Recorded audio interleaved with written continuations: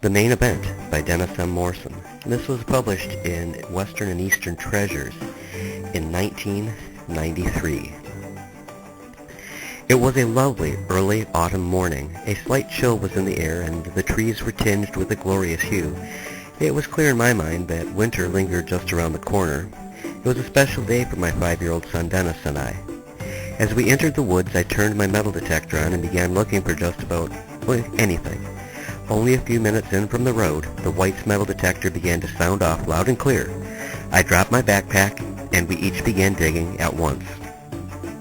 From the outset, our finds told us that someone had been dumping trash here in the period of the 1890s to about 1900-1915. There were the remains of wonderful light blue bottles and some amber and red ones also. Milk glass was plentiful, as were bottle tops. We recovered, somewhere over 200 tops from this site. We saved them, the bottle tops that is, for craft projects. In fact, we found very few items intact that day. Our take of complete bottles was less than impressive, to be sure. We unearthed 9 little amber bottles in graduated sizes. We dug for about an hour, and I was becoming discouraged. Despite the chill, I removed my coat and I continued digging. Soon Dennis began to complain of feeling sick to his stomach and having a headache, but no matter what, he was always a trooper and wanting to be out in the woods digging with me.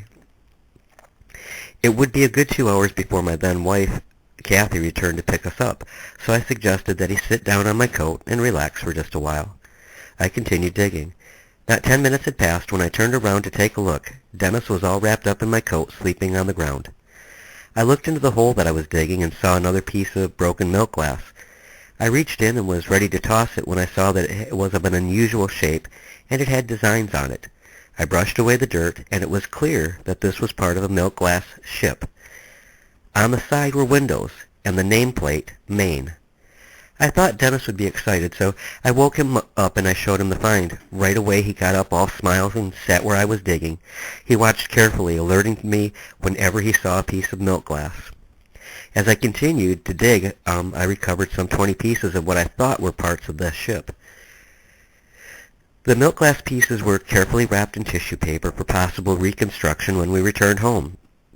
Other finds included an ear trumpet, the only one I've ever found, a sad iron, half of a cross-cut sew, and half of an ornate cup which told the story of the old woman in the shoe, and a lady's pin of a very interesting design.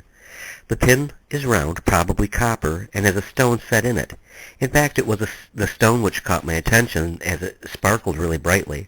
I found out later that it is called goldstone. The piece I found was probably manufactured in the 1890s. A local lapidarist informed me that the stone is manufactured by a group of monks in northern Italy and nowhere else. She also told me that it came in black and blue. The stone I found was brown color, with lovely golden flecks in it. Further checking on the goldstone showed that it is supposed to imitate aventurine. It obtains its glimmer from small copper crystals which are mixed in molten glass. Funk and Wagnall's encyclopedia indicate that the goldstone was also made in Czechoslovakia and in Germany. That afternoon, I washed the items that we had found, and then in the evening I laid out all the pieces of milk glass on our dining room table and began fitting them together. As I saw that many of the pieces did indeed fit, I got a tube of Duco glue, which is great for reconstructing glass, and began to assemble the jigsaw puzzle that had no picture to go by.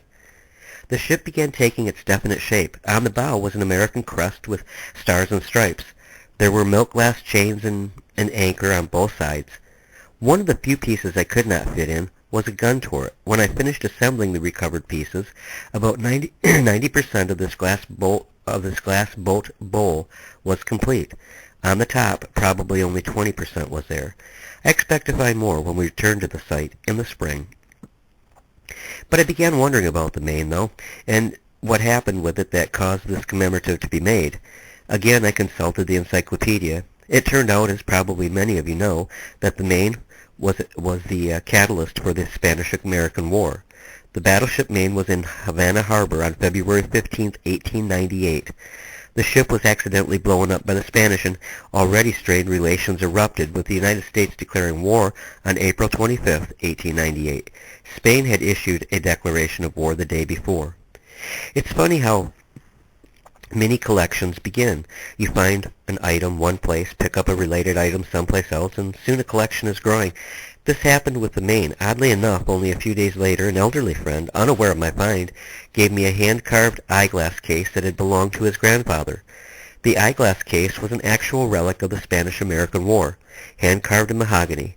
It was inscribed J.P. Deswart, P.O.W., Morgan's Island, Bermuda, 14/4/1902. The war ended on December 10, 1898, with the signing of a treaty in Paris. This would indicate that some prisoners were retained well past the time of the treaty ratification. Again, within a few days, I happened across two antique stereo cards.